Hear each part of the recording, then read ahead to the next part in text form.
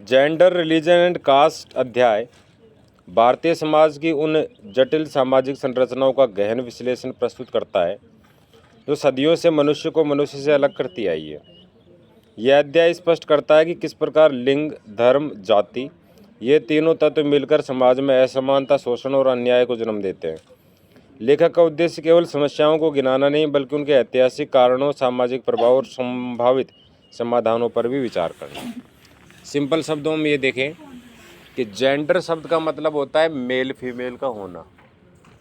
Religion का मतलब होता है धर्म। इस अध्याय की शुरुआत जेंडर अर्थात लिंग भेद से होती है। लेखक बताता है कि लिंग भेद जैविक अंतर पर आधारित न होकर सामाजिक सोच की उपज है।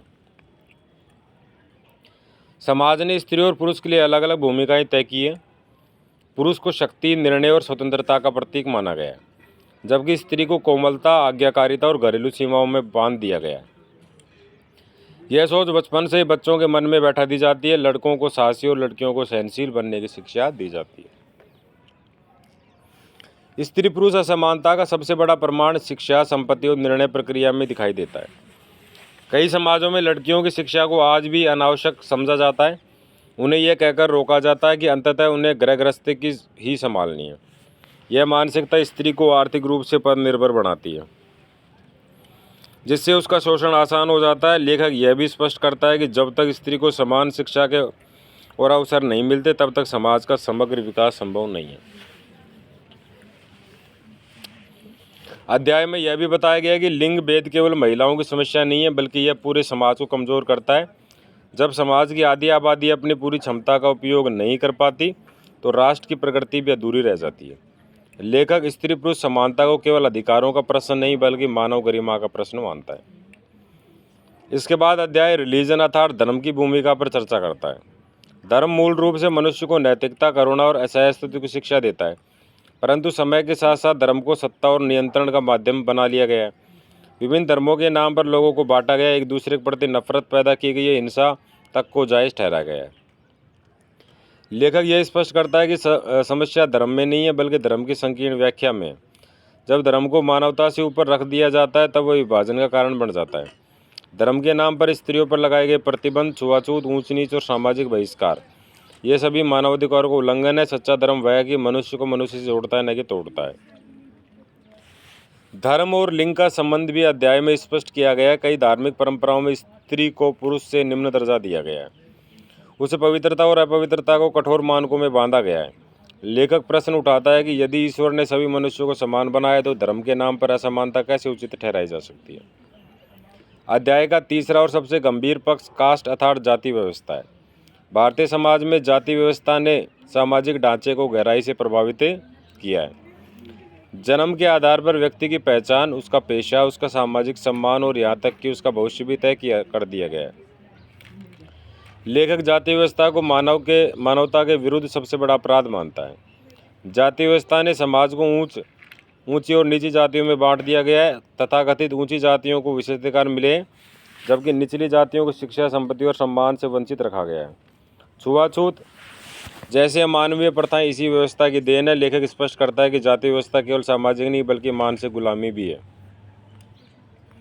अध्याय में यह भी बताया गया है कि जाति और धर्म मिलकर किस प्रकार शोषण को और मजबूत करते हैं। धार्मिक ग्रंथों की गलत व्याख्या कर जातिगत भेदभाव को ईश्वरीय आदेश बताने की कोशिश की गई है।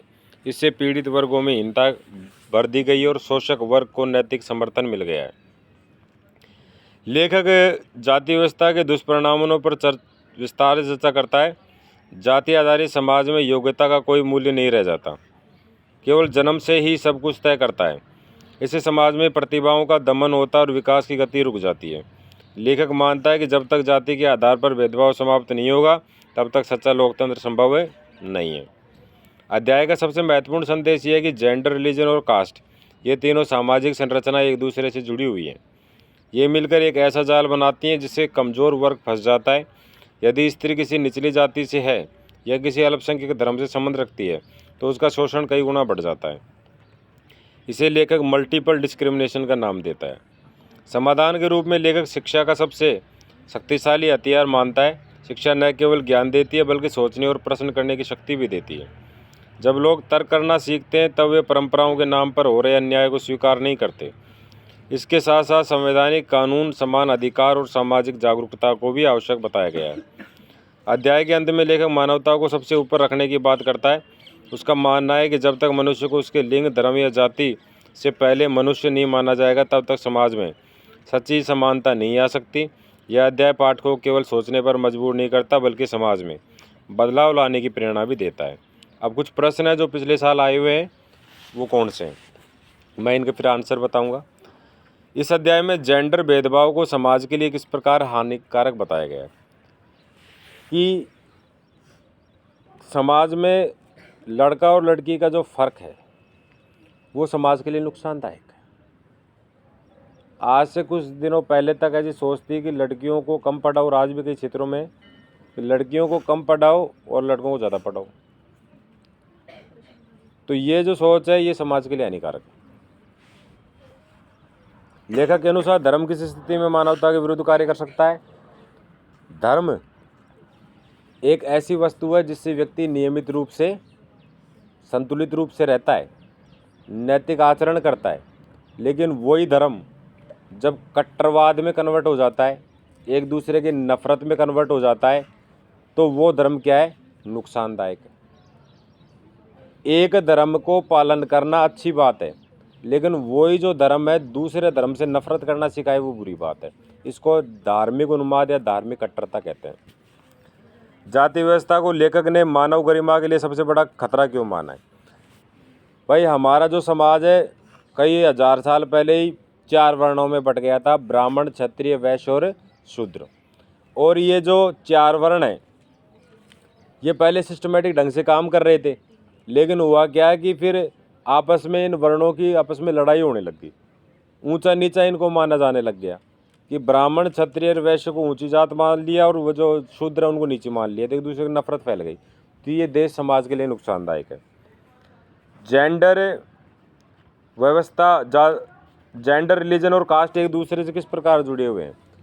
लड़का लड़की का भेदभाव करना और धर्म के आधार भेदभाव करना और जाति के आधार भेदभाव करना, ये सारे शोषण करते हैं समाज के अंदर। इस अध्याय के अनुसार सामाजिक समानता स्थापित करने के लिए शिक्षा की क्या भूमिका है? जब आदमी को शिक्षा प्राप्त हो जाती है ना तो वो चीज़ों को समझने लगता है। उसके समझ में आता है कि लड़का लड़की बराबर है, सारे धर्म बराबर हैं, अच्छी शिक्षा देते हैं और समानता भी स्थापित करते हैं। तो इसका मतलब क्या हुआ कि जाति, धर्म और लिंग ये समाज में नुकसान नहीं पहुंचाते यदि इनको सही तरीके से हैंडल किया जाए। तो प्रकृति ने लड़का लड़की में भेदभाव किया है, लेकिन वो भेदभाव किस उद्देश्य से किया गया है? ताकि सृष्टि आगे चले। एक महिला, छोटे बच्चों की टीचर एक महिला ही क्यों होती है? क्योंकि उसमें गुण होता है कि वो इरिटेट नहीं होती, जल्दी से चिढ़ती नहीं है। एक मास्टर को भेज दो आप LKG क्लास में, वो आधे घंटे में बाहर आ जाएगा। तो महिला में जो गुण अलग से बनाए ना भगवान ने, वो बच्चों के पालन करने के लिए बनाए। पुरुषों में जो शक्ति दी है वो इसलिए दी है अलग से कि वो क्या कर सके? महिलाओं की रक्षा कर सके, कमज़ोर तबके की रक्षा कर सके। तो ये भगवान ने जो भेदभाव किया गलत नहीं किया है। महिला को सहनशीलता, कोमलता और मातृत्व का गुण प्रदान किया है। पुरुष को शक्ति, शौर्य और प्रोटेक्शन का गुण प्रदान किया है, ताकि एक दूसरे के पूरक रहे और एक दूसरे के साथ मिलके सृष्टि को आगे से आगे चले। ये क्या हो गया? लिंग भेद भगवान ने सही किया, लेकिन समाज इसका उल्टा कर देता है। कुछ दिनों पहले तक कन्या भ्रूण हत्या होती थी और आज भी कई जगह होती है कि आज समाज में लड़के को तो इज्जत दी जाती है कि वंश बढ़ाएगा और पैसा कमाएगा, माँ बाप की सेवा करेगा। अच्छा, लड़की के पैदा होने को अशुभ माना जाता था। आज भी गाँव के अंदर लड़का पैदा होता है तो थाली बजाते, लड़की पैदा होती थाली नहीं बजाते, है ना। दूसरी बात, लड़का पैदा होता है तो उसकी क्या करते हैं? जीवड़ा करते हैं। लड़कियों का जीवड़ा मैंने नहीं सुना, अब करने लग गए। जो बुद्धिमान आदमी है कि सब दोनों बराबर है। दूसरा, कुछ ही दिन पहले तक ये नियम था कि लड़की का अधिकार नहीं है बाप की प्रॉपर्टी में, लेकिन वो नियम चेंज हो गया। अब लड़कियों का भी अधिकार है। क्या बाप की प्रॉपर्टी में अधिकार है कि नहीं? पहले कुछ दिन पहले तक लड़का डिसाइड करता था कि ये लड़की को पसंद करूँगा कि नहीं करूँगा, ब्याह करूँगा कि नहीं। अब इतने कुंवारे फिर रहे, लड़कियाँ डिसाइड करती है कि इस मोहल्ले से ब्याह करना है कि नहीं। समझ रहे हो बात को। तो परिवर्तन आया कि नहीं समाज में। तो इसका मतलब इसको क्या बोलते हैं, लिंग भेद गलत है, उसकी सही व्याख्या होनी चाहिए। दूसरा क्या, धर्म। इनको तो टास्क दिया है ये 8th क्लास को, ये सही 15 मिनट बाद पढ़ के पैराग्राफ का टेस्ट देंगे। और 9th क्लास की SST का रिवीजन चल रहा है। सुनाओ। सर कह रहे थे हिंदी वाले लेने के लिए 8th क्लास या 9th? 9th class. जाओ 9th क्लास बोलो, जाओ भाई। अच्छा, ये पार्ट पूरा हो चुका है। कल भाई इस पार्ट का टेस्ट होगा, ढंग से रट लेना बातों को। समझ गए बात।